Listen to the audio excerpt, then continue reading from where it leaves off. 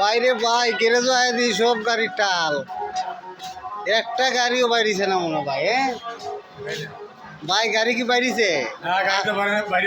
আপনি বাইরেছেন? আমি বাড়িলাম ভাই, আইছি ভাই, বহুত ব্যস্ত মাঝে আছি ভাই, সব কিছু মানে গেল নষ্ট হয়ে ভাই, ঠিক করে আনলাম বেড়ে লাইন, এরপর বেড়ের শু ঠিক করে আনছি ভাই, মেঘেলে বৃষ্টি একদম মানে আর পারি না করতাম। তা আপনি মেঘের মাঝে বাইরেছেন কেন?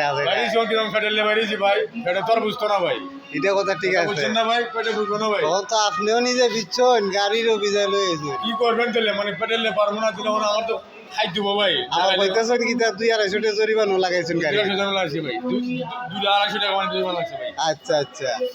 আর আমি এদিকে দেখলাম সব গাড়ি ঠাল, দেখছেন নি খালি গ্যারেজের মধ্যে গাড়ি।